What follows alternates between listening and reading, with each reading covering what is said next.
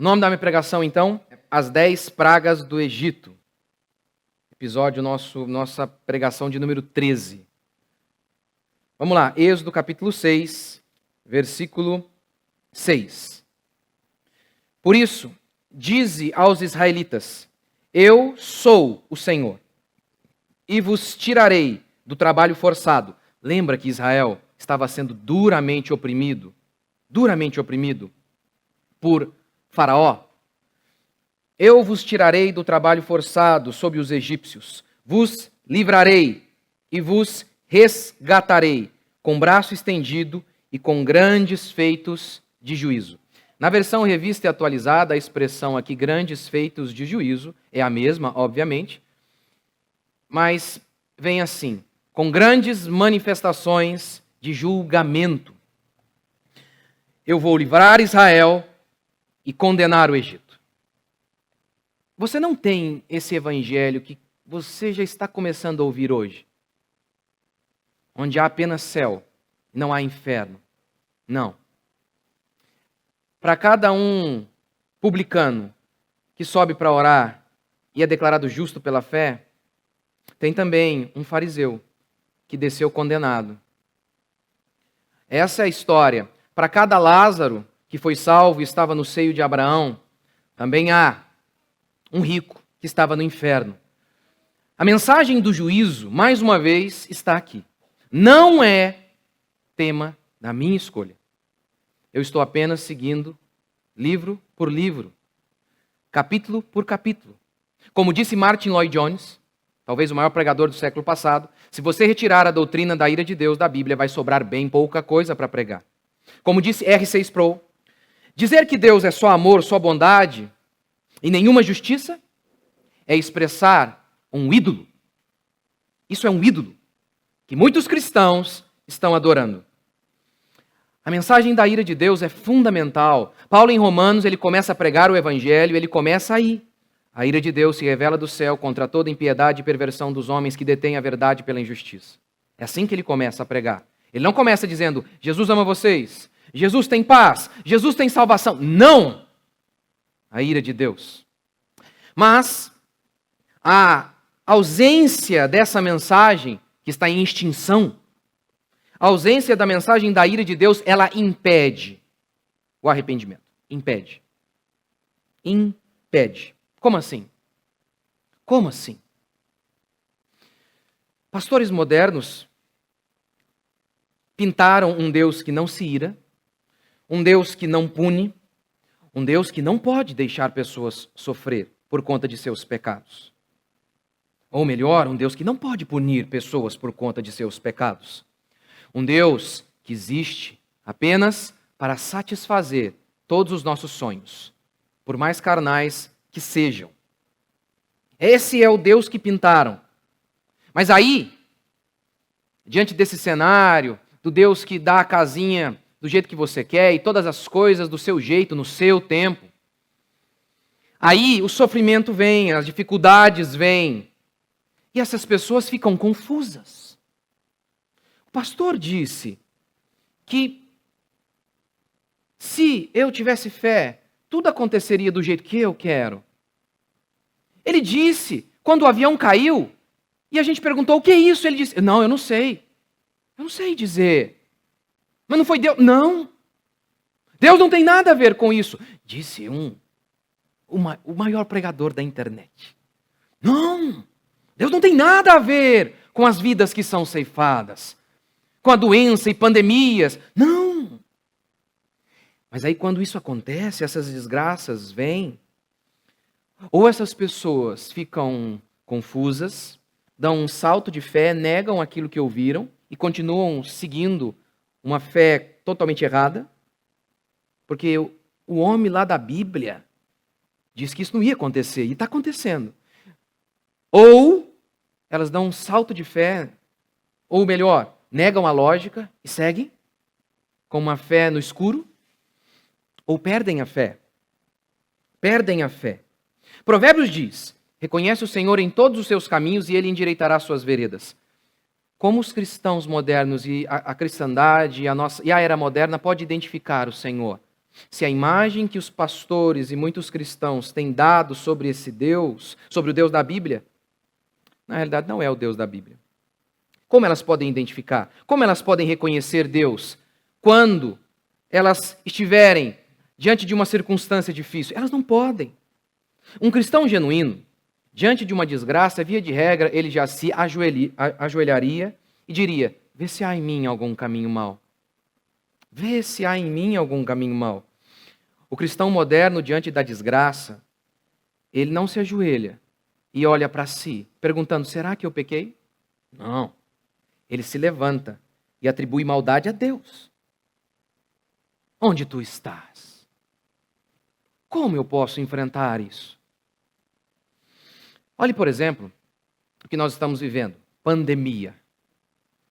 Talvez seja mais política do que viral, mas não interessa. Um ano já quase, de empresas falindo, pessoas morrendo, gente trabalhadora, gente inteligente, gente corajosa, que poupou dinheiro, como várias que eu conheço, e aí investiram tudo numa ideia, num restaurante. Faliram por completo. Alguém poderia dizer: poxa, mas ele teria que se precaver, ele deveria ter guardado uma reserva. Meu querido, você sabe que não funciona assim. Meu pai vendeu a única casa que tinha para arriscar comprar um restaurante. Você sabe que o mundo não é do jeitinho que a gente imagina. Se ele não fizesse isso, não teria comprado um restaurante, dois e outros. Arriscou? A vida é assim. Você não faz negócio sem risco. Não tem como. Não tem como. E aí pessoas arriscaram, investiram. Quem podia imaginar que viveríamos o que estamos vivendo? Pessoas com medo, apavoradas. Eu nunca aconselhei tanta gente com crise de pânico, crise de ansiedade. Gente que eu conhecia, não aqui da igreja, gente de fora, eu conheci porque moro aqui há muito tempo. E aí, de repente, essa pessoa se me apresentou a mim e tantas outras. E eu quase não a reconheci. Pele e osso. Por quê? Medo, angústia, ansiedade. Levítico 26. Em Levítico 26, versículo 36, Deus disse assim: se vocês me abandonarem, eu vou amaldiçoá-los. E uma das maldições seria a seguinte: o ruído de uma folha fará com que vocês saiam correndo. Vocês ficarão com tanto medo que pisar num graveto já será motivo de pânico. Talvez não um graveto, mas quem sabe um espinho do lado. E o povo já apavora. Talvez assistir ao jornal e o crente que lê na sua Bíblia, ele não se atemorizará das más notícias. Fica em pânico. Isaías 24. Mais uma vez Deus dizendo que iria punir o povo por conta de seus pecados. O ressoar dos tamborins parou. O barulho do povo em festa cessou. E a alegria da harpa acabou. Quem podia imaginar que não haveria carnaval na terra do carnaval? Reconhece o Senhor em todos os seus caminhos. Você não pode ver. Você não pode ver Deus julgando os homens como Ele sempre faz, como a Bíblia sempre anuncia que Ele faz. Pandemias, vírus, pragas, doenças.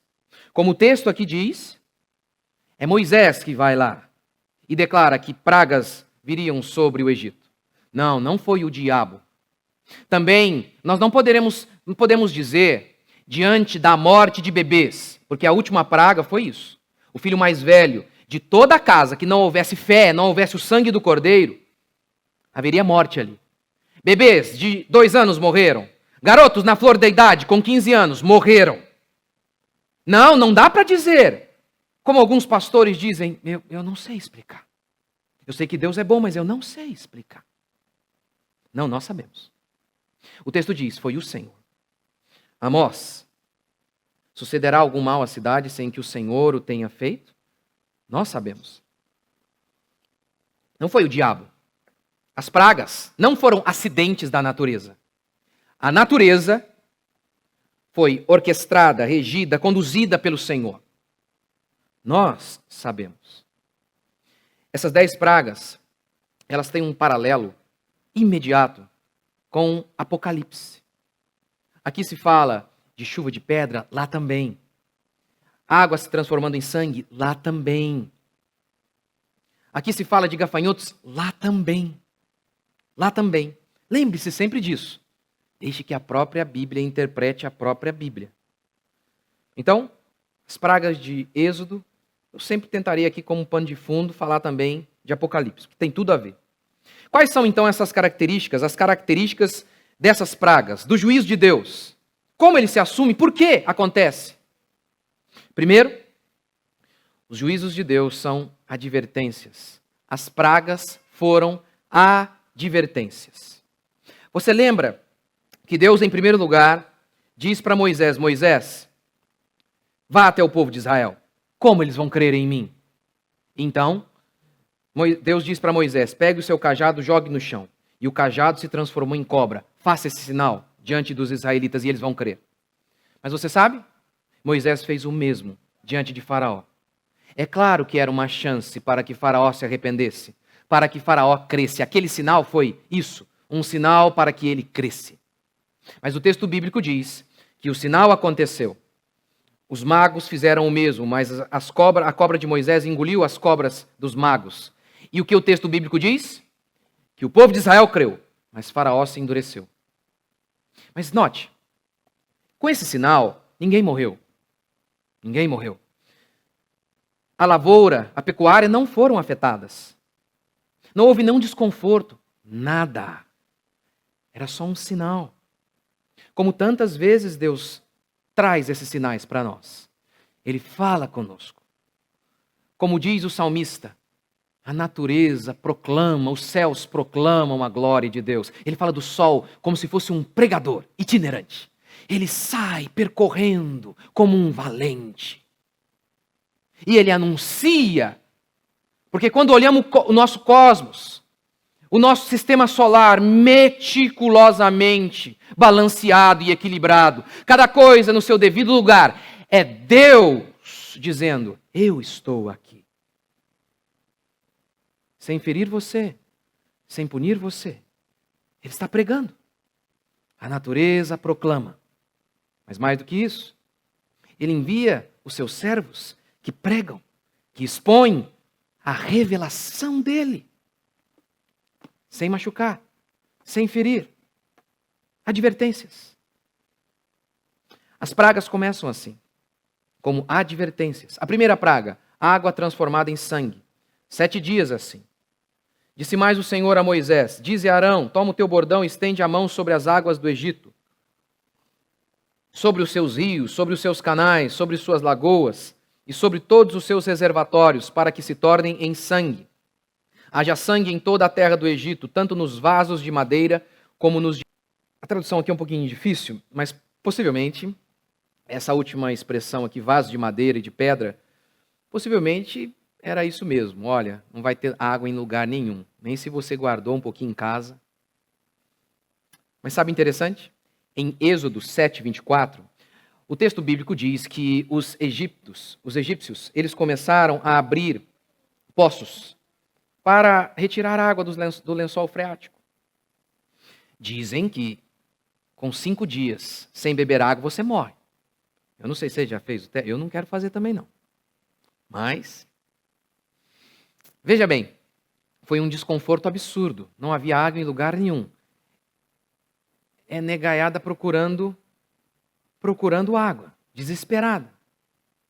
No desespero. Mas teve uma brechinha lá. Não foi ainda a exterminação do povo. Não. Deus não fechou todas as oportunidades. Não todas. Os deixou em situação de profunda angústia. Mas o sofrimento não foi final. Assim como as pragas também. Água em sangue, chuva de fogo, de pedra, escuridão. Ninguém morre com escuridão. Os gafanhotos. Mas isso a gente também vê lá em Apocalipse. Exatamente a mesma coisa. Só que a linguagem é um pouquinho diferente, as figuras são um pouquinho diferentes, mas retratam a mesma coisa, o juízo de Deus. O texto bíblico diz que anjos de Deus, não o diabo, anjos de Deus tocam trombetas. E quando cada trombeta era tocada, uma praga, uma catástrofe natural acontecia. A primeira praga, chuva de pedra com fogo e sangue. E aí, 1/3 da terra foi destruída.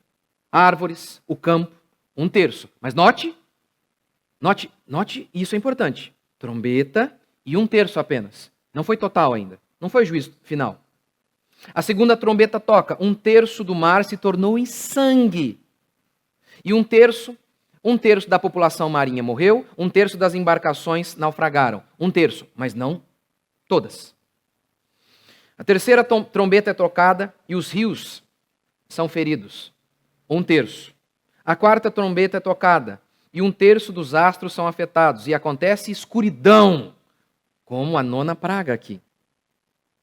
Por que 1/3? Porque ainda não era o juízo final. É isso que a sequência vai mostrando. Por que trombeta? Qual o símbolo da trombeta? Em Israel, o povo não tinha zap. Como eles faziam para convocar uma reunião? Deus ordenou que eles fizessem 2 trombetas, que seriam utilizadas para convocar o povo. Era também utilizada para convocar o povo à guerra, para organizar o povo para o combate. A trombeta é para isso, para chamar. Chamar a quê? Diz o texto que depois que as trombetas foram tocadas, os homens, ao invés de se arrependerem, blasfemaram. O texto diz isso. Ao invés de se arrependerem, blasfemaram. Ou seja, cada trombeta era o juízo de Deus chamando os homens ao arrependimento. Como disse Paul Washer, cada óbito, cada cortejo fúnebre, cada túmulo, clama o homem a deixar os cuidados fúteis deste mundo e a meditar sobre a eternidade, a preparar-se para encontrar com Deus. Lembra também daquela passagem em que homens chegam imputando pecado àqueles que sofreram, que morreram no desabamento da Torre de Siloé? Lembra disso? Na mesma história, o evangelista também narra a história em que Pilatos misturou o sangue dos galileus.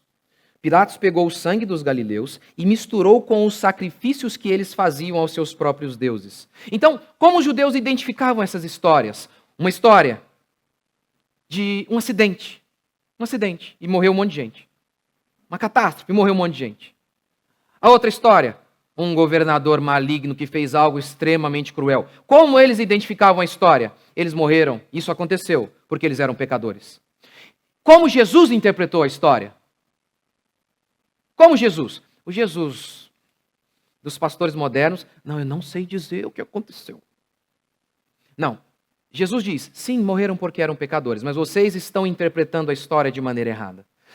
E aí Jesus diz, vocês pensam que aqueles galileus eram mais pecadores que os outros? Vocês pensam que aqueles que morreram no dia que a Torre de Siloé caiu eram mais pecadores que os seus vizinhos? Não eram. Se vocês não se arrependerem, igualmente, vocês vão perecer. Ou seja, Jesus está dizendo, aquela tragédia e aquele governante maligno eram advertências para todos vocês. Todos nós. Pragas, desgraças, tudo isso. Apocalipse declarou que isso iria existir na nossa era. Apocalipse não diz respeito apenas aos 45 minutos do segundo tempo. Não. Apocalipse abrange a primeira vinda de Jesus até a segunda vinda, esse período que estamos agora. Falando que ele iria julgar os homens, como Paulo disse em Romanos 1,18. A ira de Deus se revela do céu contra toda impiedade e perversão dos homens. Os sofrimentos e as dificuldades. Como disse C.S. Lewis, Deus sussurra em nossos prazeres, mas Ele grita em meio aos nossos sofrimentos. E Ele diz, dor é um megafone de Deus para um mundo surdo para as coisas do Senhor. Segunda característica do juízo de Deus foi sofrimento absurdo. Um comentarista de Êxodo disse o seguinte, as pragas são descritas por palavras hebraicas cognatas, todas elas usadas com o sentido de golpe ou pancada. Golpe ou pancada. 7 dias sem água. Você sabe, água é vida. Água é vida. 70% do nosso corpo é água. 71% da superfície do nosso planeta é água. Você sabe quantos litros de água são necessários para fazer 1 quilo de picanha? 15 mil litros de água. Então, quando você está tomando um copo de água, você está quase comendo uma picanha. Quase. 15 mil litros. Quando os cientistas querem identificar vida em qualquer lugar, qual o primeiro sinal que eles buscam? Água. Água. 7 dias sem água. Absurdo. Tormento. Essas pragas, as iniciais, tormento. Ainda que eles não morressem, tormento absurdo. Pense nisso. Rãs, por todos os lugares. Diz o texto, havia rã na cama, na privada, na pia, tudo que é lugar. Estou modernizando, né, gente? Tudo que é lugar havia rã. Rã, rã, rã, rã. Quando eu era garoto, nós morávamos em um apartamento. Eu não lembro de nada. Nada dessa época da minha infância. Nada, nada, nada. Eu era muito garotinho. Eu lembro das rãs. Havia um mangue do lado. Meu amigo, que barulheira. Nossa, pastor, só isso? Barulho. Rã na cama. Que praga é essa? Você já teve um vizinho que passou a noite inteira fazendo barulho? Já teve? Eu já. Tentação até de se matar. Dá. É horrível. Rã para tudo que é lado na cama. Aí você vai deitar, a rã está ali. Era só isso. Essa sensação de desconforto absurda. Eles não iam morrer, mas era uma sensação de desconforto absurda. Piolhos. Não, ninguém morreria. Não, não era final. Não era. Mas imagina o tempo inteiro, o texto bíblico diz que poeira subiria. Isso se transformaria em piolhos. Imagina tudo aquilo ali de piolho. Que absurdo. Moscas por todos os lados. O texto bíblico diz que a água, ela começou a cheirar mal. E quando Deus retirou, matou as rãs, cheirava mal. É isso. Tormento. Ausência de paz. Total. Lá em Apocalipse, também se menciona gafanhotos, com a diferença de que os gafanhotos de Apocalipse não atacariam a lavoura. Mas olha o que diz Apocalipse. Foi-lhes permitido que os atormentassem durante 5 meses, sem os matar. A dor causada por eles era como a picada de um escorpião. Naqueles dias, os homens buscarão a morte, mas não a encontrarão. Desejarão morrer, mas a morte fugirá deles. É isso que o homem sem Deus sente. Um tormento constante. Constante. E ele se acostumou a isso. Sabe por quê? Você lembra aquele momento em que Deus usa Moisés? Moisés vai até lá o povo, vai até Faraó. E Moisés pergunta para Faraó assim. Faraó, quando você quer que eu retire as rãs daqui? Eu vou perguntar para vocês. Faz de conta que eu sou Moisés. Tem rã para tudo que é lado aqui. Eu pergunto para vocês agora. Deus me deu esse poder de retirar as rãs aqui. Tudo que é lado tem rã aqui. Que dia vocês querem que eu retire? Pode responder. Agora? Vocês são um bichão, hein? Explica para mim isso aqui. Faraó diz assim, amanhã. Não quer agora? Não, amanhã. Para os perversos diz o meu Deus, não há paz. Ele não diz, não há dinheiro, status, paz. Eles até se acostumam a viver atormentados. Acostumam. Eu sei que é isso. Eu sei porque meu pai tinha uma ótima condição financeira. A gente tinha 2 carros importados na garagem. Eu não sei se você lembra, o jogador Denner, ele morreu, ele sofreu um acidente de carro, ele tinha um Mitsubishi Eclipse. Na época era carro de jogador. Meu pai tinha um carro desse. A gente tinha os garotos da rua, sonhava em ter um videogame, eu tinha, todos que tinham, todos que existiam, eu tinha. Mas era uma insatisfação crônica. Crônica. Meu pai possuía um restaurante e eu trabalhava nesse restaurante. Logo em seguida eu já estava insatisfeito e atormentado ali.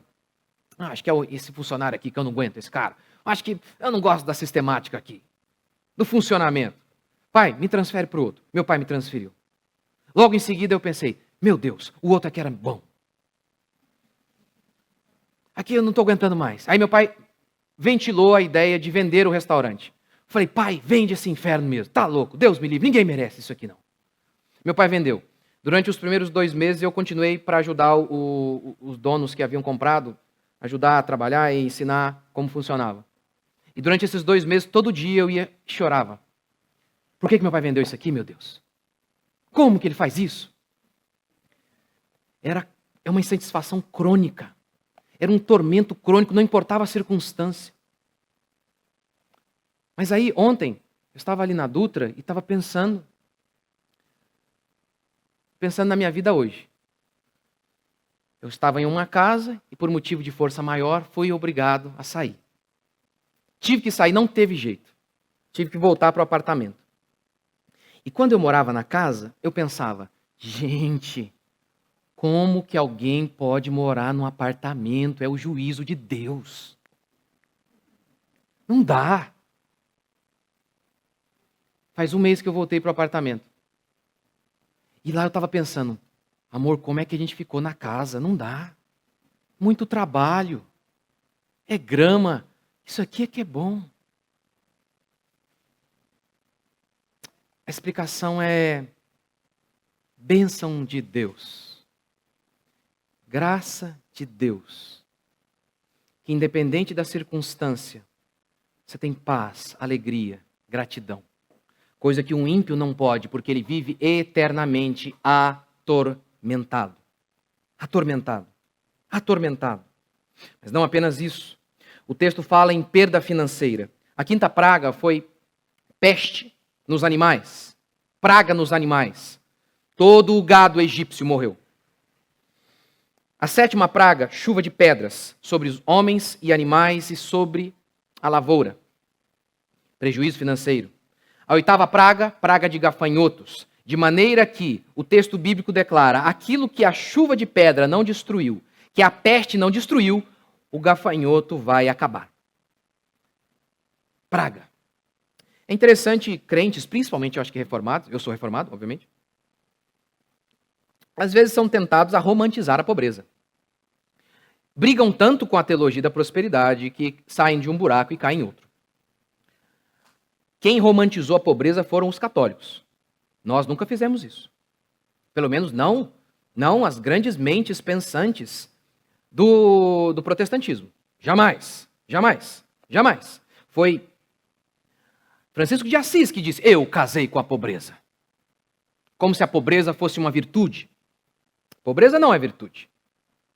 Há inúmeros homens pobres e virtuosos, mas a pobreza em si não é virtude. Há inúmeros homens que são pobres justamente por serem virtuosos, justamente por serem honestos, perderam dinheiro. Mas isso não anula o fato de que a pobreza em si é ruim. Deus usa a pobreza muitas vezes para quebrantar seu povo, como Deuteronômio declara. Lembra-te pelo caminho pelo qual eu te guiei no deserto para te humilhar, para te provar. Te deixei passar fome. Eu te provei. Deus usa a pobreza, assim como usou a cruz, para nos salvar. Aquele lugar de vergonha, humilhação, morte. Ora, mas o fato de Deus usar isso de maneira espetacular, transformando água em vinho, desgraça em alguma coisa que sirva para o nosso bem, não anula o fato de que a cruz continuava sendo ruim e de que a pobreza, é ruim. Porque Deus ordena que nós ajudemos os outros, o próximo, aquele que está passando necessidade. Se a pobreza fosse tão boa, nós deveríamos agravar a situação dessas pessoas. Mas o dinheiro é uma coisa que pode ser tão boa que Deus não quer que fique apenas com você. Deus quer que você divida. É por isso que é uma estupidez. Antes eu até dizia, não, o dinheiro é até uma coisa neutra. Não, não é neutra. Não, ela é positiva. Em si mesma, ela é positiva. Porque quando Deus cria a matéria, e lembra disso, gente, a moeda que você tem aí é só um meio de troca. Essa cédulazinha não é riqueza, tá? A riqueza é o que você produz. É o que você produz. Então Deus olha para a riqueza, o ouro, a prata, o gado, o trigo, a lavoura, tudo. Ah, não tinha lavoura ainda. Deus olha para tudo e diz: é bom, é muito bom, muito bom. A pobreza é legal? Na capital do Haiti, em Porto Príncipe, há uma rua chamada Cozinha do Inferno. Lá é vendido biscoito de barro. Não sei se ainda é. Biscoito de barro. Pelo menos nas épocas de desgraça e miséria, foi assim. Pouquinho de barro, temperadinho com sal e um pouquinho de manteiga. Como alguém pode, em sã consciência, dizer que há virtude nisso? A pobreza é ruim. É sofrimento. Doenças. A sexta praga foi isso. Doenças. A nona, trevas. Trevas sobre todo o Egito. E a linguagem que é utilizada é: dava para palpar. Eram tantas trevas que dava para palpar. Quem mora na roça deve saber o primeiro sentimento diante da escuridão total. Porque você, urbano, pode se esquecer. Depois que Thomas Edison veio ao mundo, você se esqueceu, mas o mundo foi trevas. Trevas.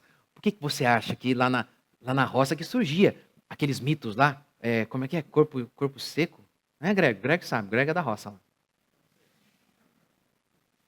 Corpo seco. Aí o rapaz, pergunta, o Greg tem lá, né, o pai dele, a família dele tem casa lá na roça. O medo, o vento. Escuridão. Medo. Pavor. A ideia aqui, a figura do dava para pegar com a mão a escuridão. Toda essa figura era apenas para retratar isso. Medo absurdo. Desespero absurdo. Absurdo. E por fim,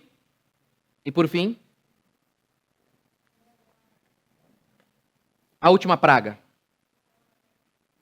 A última praga, morte dos filhos mais velhos, do primogênito. O texto bíblico diz: o filho mais velho na casa de Faraó, até o filho mais velho da casa da escrava, todos vão morrer. Pense nisso. Pense que nós somos o Egito aqui, Guará.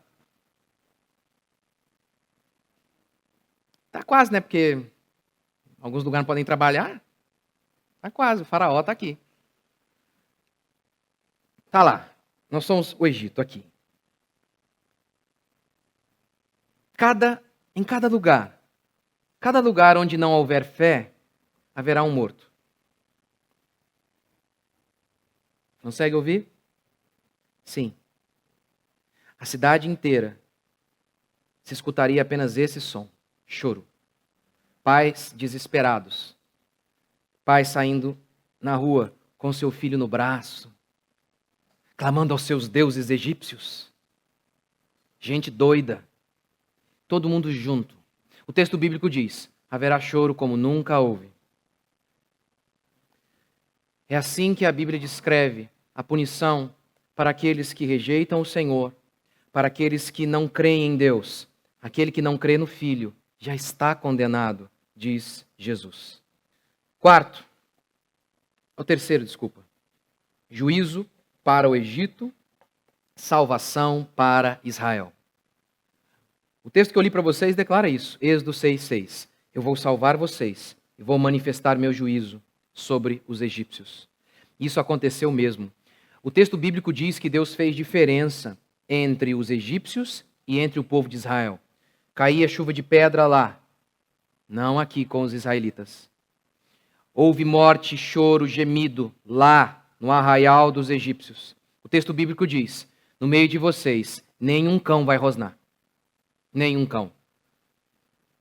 O egípcio chorava a morte do filho, Israel comemorava a sua libertação.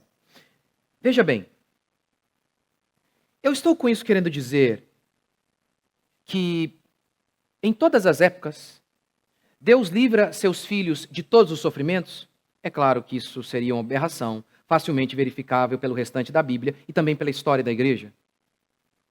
Nós também costumamos sofrer, enfrentar as mesmas desgraças que os homens. A chuva cai sobre maus e bons. E as dificuldades também. As dificuldades também. Mas sim, em alguns momentos Deus nos livra por completo de dificuldades. Por exemplo, a Revolução Francesa em 1889 acabou com a França. Católicos, a Revolução foi acima de tudo contra a monarquia e contra a Igreja Católica, contra os religiosos. Mas o rei havia revogado o Edito de Nantes, que protegia os huguenotes, calvinistas da França. Por isso, eles saíram de lá, antes da Revolução Francesa. Sim, Deus, ocasionalmente, livra por completo seu povo. Mas, mesmo quando nós enfrentamos as dificuldades, nós não as enfrentamos como os egípcios as enfrentam. Como assim? Por exemplo, a pandemia. Estamos aí? Sofremos também. Mas há uma diferença. Há uma grande diferença. Israel, quando estava sofrendo sobre o tacão de Faraó, o que Israel fez diante do sofrimento? O texto bíblico diz que Israel clamou a Deus. E quando Faraó estava sofrendo, o que Faraó fez? Endureceu o seu coração. Sim, até diante dos sofrimentos e das dificuldades, os crentes florescem. Olhe, por exemplo, a pandemia. Quantas igrejas faliram? Termo ruim, né? Fecharam de uma vez por todas. Várias. Mas sabe as histórias que eu ouço? Muitas igrejas cresceram, avançaram. Quantas histórias eu ouvi neste ano de pessoas que se converteram durante a pandemia, através da pandemia. Pessoas que perderam o emprego, pessoas que estavam desesperadas com as notícias. E por conta disso, se viram frágeis, fracas. E todo esse sofrimento provocou o que nessas pessoas? Quebrantamento. E elas buscaram o Senhor. Tem um caso em específico de uma irmã.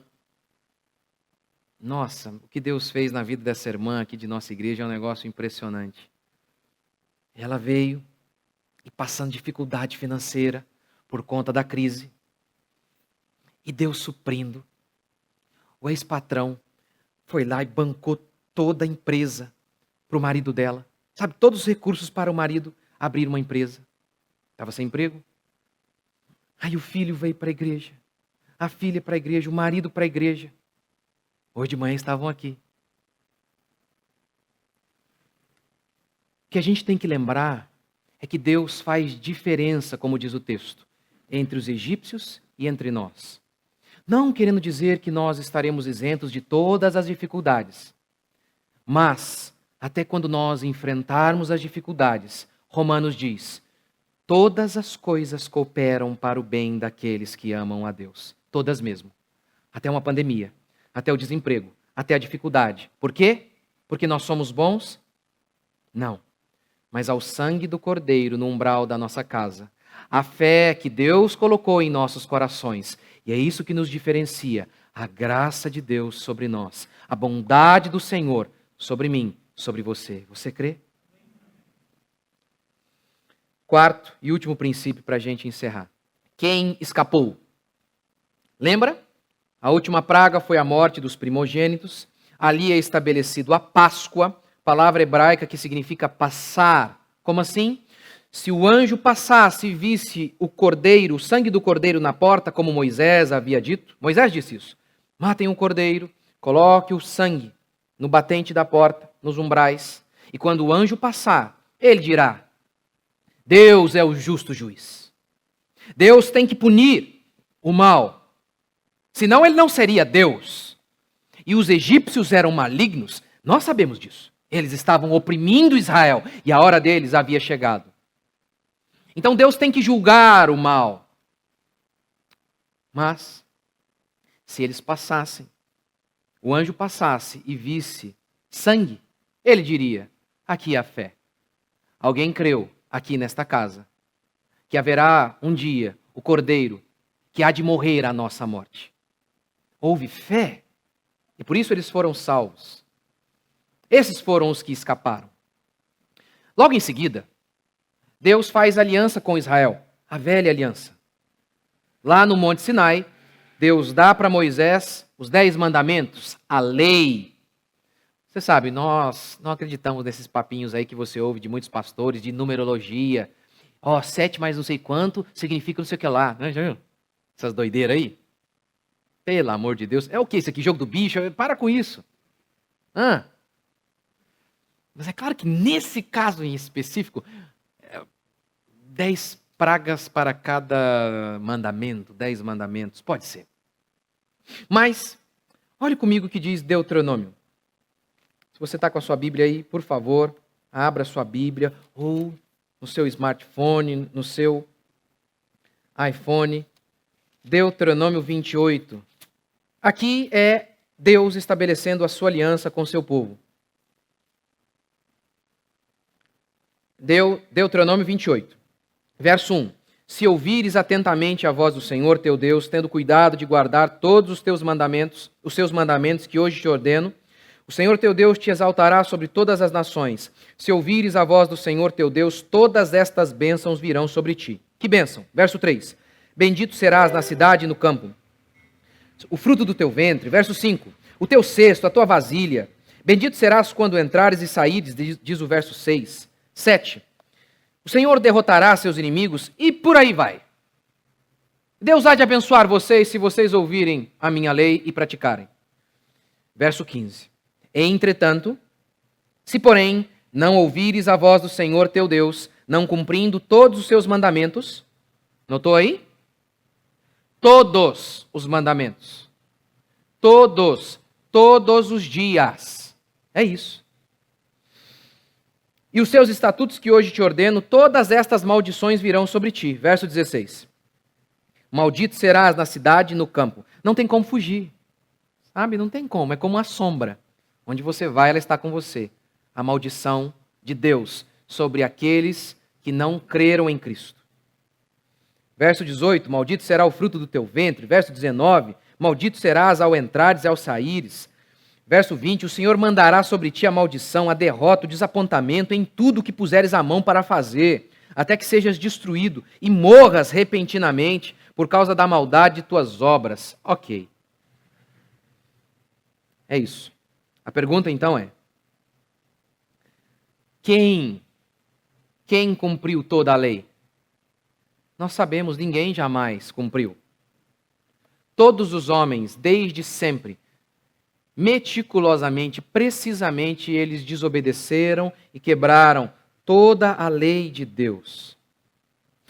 Lembra quando aqueles fariseus se aproximaram de João Batista e João Batista os critica, dá uma emparedada neles? Quem vos induziu a fugir da ira vindoura? É como se ele dissesse: vocês pensam que vocês podem enganar Deus? Quem vos induziu? Como os homens pensam que podem fugir da ira de Deus? Como eles pensam? Via de regra, todas as religiões se resumem em um preceito: a salvação por meio daquilo que eu faço. A filosofia também. Lucifer disse isso. A religião é a salvação, a crença na salvação por meio de outro.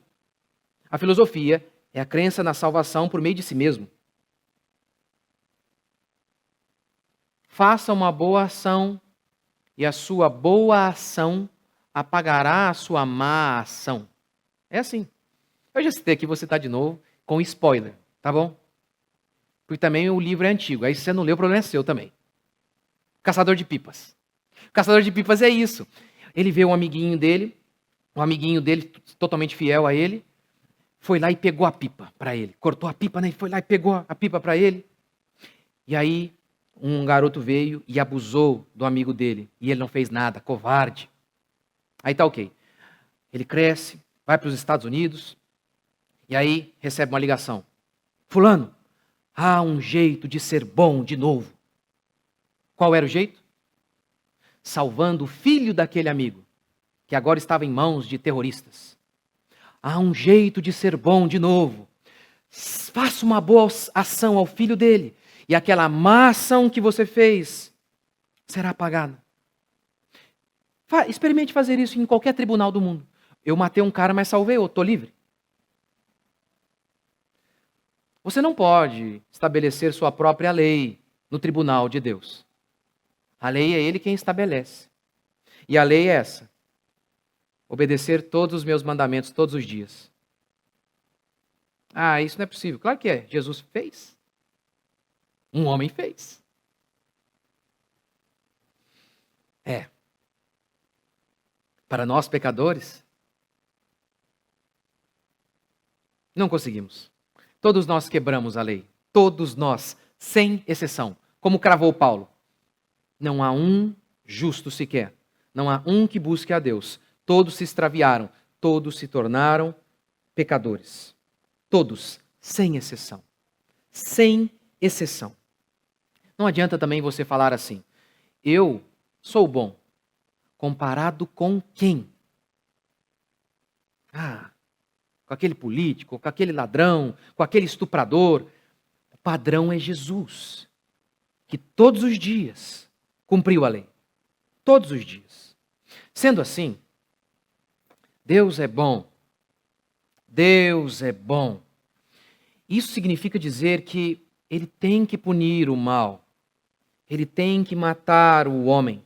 Porque o salário do pecado é a morte.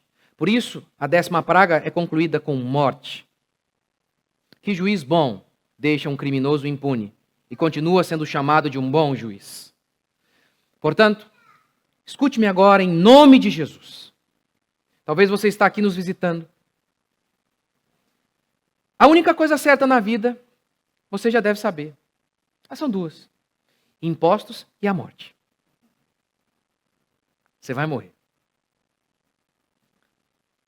E quanto mais velho você fica, quanto mais os sinais da morte crescem em você, cada ruga, cada cabelo, fio de cabelo que cai, cada fraqueza, cada movimento que você não consegue fazer mais, tudo isso tornam todas as coisas deste mundo insignificantes. Insignificantes. Como Apocalipse, como a Bíblia declara, este mundo será enrolado como um pergaminho e tudo se fará em nada. Tudo. Se você não creu, não se arrependeu de seus pecados, e você sair ali, e um carro pegar você, pode ter certeza, você estará por toda a eternidade condenado. É isso que a Escritura declara: quem não crer em mim já está condenado. Mas se você está aqui e você diz: não, eu não sou digno de estar aqui. Talvez você veio até meio obrigado aí. Seu pai, sua irmã, seu irmão lhe trouxe. E você está sentado e desconfortável, dizendo: eu não sou digno de estar aqui, eu sou mau. Ok, eu também, e todos nós. Talvez você esteja aí agora dizendo: eu sou perdido. Essa é a boa notícia. O Senhor Jesus veio buscar o perdido. O que a Bíblia declara, o que a nossa fé declara, e que é única, você não vai encontrar isso em nenhuma religião. Nenhuma. Nenhuma. É que Deus salva pecadores. Quando o anjo da morte passou, por que ele salvou aquela casa, aquela criança onde havia o sangue? O texto não diz que ele passou, olhou e viu lá dentro. Não! O pessoal aqui é bom. Puxou a capivara do povo? Não. Todos eram pecadores. Como a história posterior mostrou. Não mostrou quão pecadores eram aqueles israelitas? Não. O que salvou aquele povo foi a fé. E veja por um instante. Se a justificação pela fé é isso, você é salvo por crer em outro. Não é a coisa mais lógica para nós pecadores? Veja se não é. Você tem um espelho em casa. Você tem uma consciência aí que lhe mostra seus pecados, o que você já fez. Aquelas coisas que você não pode nem mesmo falar para sua mãe. Todas as nossas corrupções, paixões, vícios e malignidades. Tudo isso. Pense nisso. Pense nisso. Em todas as religiões funciona assim. Você está lá embaixo, num buraco, quebrado. E as religiões jogam uma corda para você. E dizem, levante-se. Saia daí. Escale esses 10 metros de corda e você será salvo. O que muda nas religiões é o tipo da corda, tá? É só isso. É o tipo do mandamento. Para alguns você será salvo se for a Meca, para outros se for até Aparecida. Mas no final, está todo mundo jogando uma corda para você que está lá embaixo quebrado, pelo seu próprio pecado, obviamente. Veja se a fé cristã genuína não é a coisa mais lógica que existe. Ela é a única que olha para você em todos os seus pecados e mazelas e diz o seguinte: Jesus Cristo, Ele desceu, nos pegou pelo colo e nos retirou de nosso buraco. Só Ele fez isso. Só a fé cristã anuncia que Jesus Cristo veio salvar homens maus. Todas as outras religiões do mundo salvam apenas homens bons, por isso não salvam ninguém. Não existem homens bons. Mas se você está aqui e você diz, miserável homem que sou, quem me livrará do corpo desta morte? Cristo Jesus veio ao mundo, fiel é a palavra e digna de toda aceitação. Que Cristo Jesus veio ao mundo salvar os pecadores dos quais eu sou o principal, disse Paulo. Se você também se vê assim, há uma boa notícia para você. Há esperança para você. Se você invocar o nome dele, se você crer nele, você será salvo, agora mesmo. E você, meu amigo, meu irmão, você que já fez, já se arrependeu de seus pecados e creu no Senhor, a boa notícia é essa: Ele há de preservar você até aquele dia. E diante de todas as pragas, juízos, pandemias e desgraças, de alguma maneira, tudo há de cooperar para o seu bem. Você não vai precisar andar com medo quando a folha cair.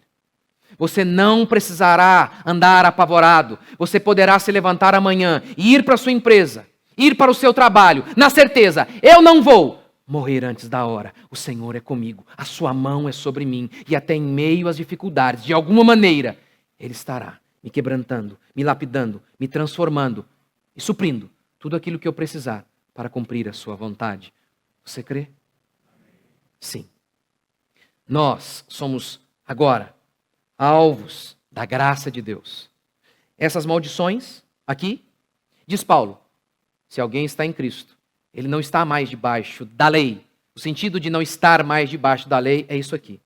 Todas essas maldições não estão mais direcionadas ao povo de Deus.